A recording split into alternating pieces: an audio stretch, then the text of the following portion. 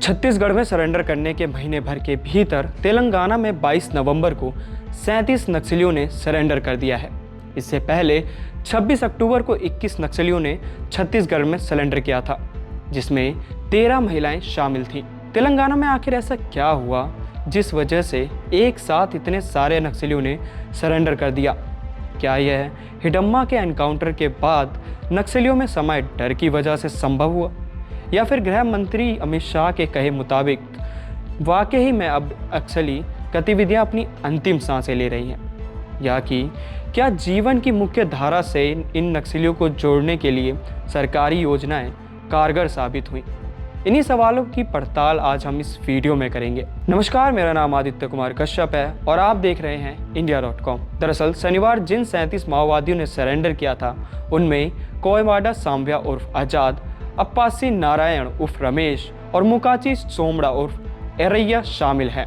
तेलंगाना के डीजीपी शिवधर रेड्डी की मौजूदगी में इन सभी नक्सलियों ने अपने हथियार डाले। इन नक्सलियों ने भारी मात्रा में हथियार भी पुलिस को सौंप दिए हैं।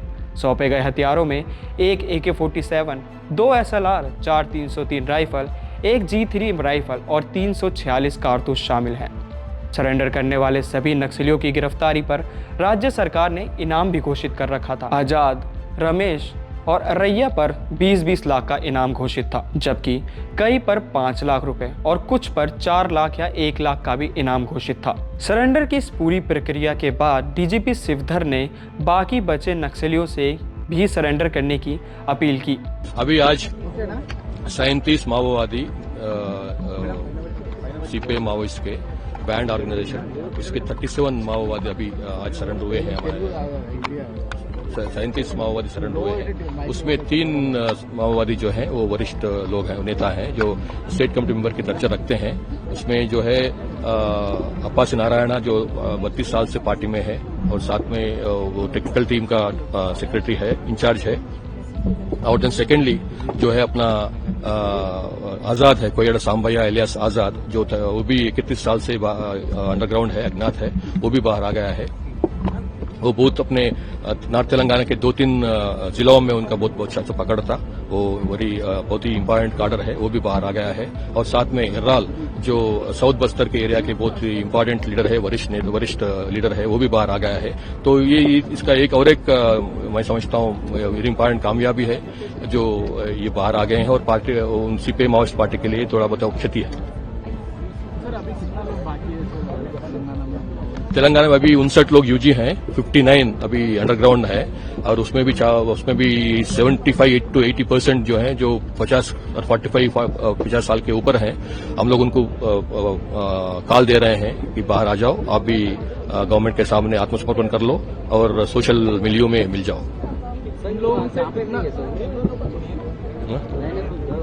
जी, घर को तो अपना घर चले जाएंगे अब वो लोग। उनको अपना छत्तीसगढ़ पुलिस को बताएंगे कि हमारे पास आत्मसमर्पण कर रहे हैं, आपके पास आ रहे हैं, और उनको भेज देंगे। सरेंडर किए गए नक्सली जीवन की मुख्य धारा से जुड़ सकें, इसके लिए रोजी रोटी दरकार अहम होती है। इसी के मद्देनजर सरकार की ओर से हथियार सरेंडर करने के नाम पर इन नक्सलियों की आर्थिक मदद भी पहुंचाई गई। इन नक्सलियों के बीच तेलंगाना पुलिस ने 1,81,05,000 रुपए की राशि बांटी। याद दिला दूं, 18 नवंबर को सुकमा बीजापुर आंध्र बॉर्डर के जंगल में हुए हिडम्मा के एनकाउंटर के बाद माओवादी संगठन और नक्सलियों के भीतर शंका और डर भर दिया था। साथ ही तेलंगाना के मुख्यमंत्री रेवंत रेड्डी ने माओवादी से हिंसा छोड़कर नॉर्मल लाइफस्टाइल में लौटने की अपील भी की थी। साथ ही उनकी मदद का भी भरोसा दिलाया था। इसके अलावा एक तीसरी सबसे बड़ी वजह रही देश की सुरक्षा की नक्सलियां गतिविधियां, यानी हाल के वर्षों में झारखंड, छत्तीसगढ़ और तेलंगाना के जंगलों में नक्सली गतिविधि के खिलाफ सुरक्षा कर्मियों का अभियान अपने पूरे उफान पर है। नक्सलियों का एनकाउंटर लगातार हुआ है। ऐसे में ये नक्सली अब खुद को असुरक्षित महसूस करने लगे हैं। इन नक्सलियों के सरेंडर की ये 3 मुख्य वजह बताई जा रही हैं। महीने भर के भीतर 2 राज्यों में कुल 58 नक्सलियों ने सरेंडर करने का असर और कितने नक्सलियों पर पड़ेगा? क्या आने वाले दिनों में कुछ और नक्सलियां सरेंडर करेंगे? यह तो वक्त ही बताएगा। इस खबर में फिलहाल इतना ही। देश और दुनिया की बाकी खबरों के लिए देखते रहिए India.com।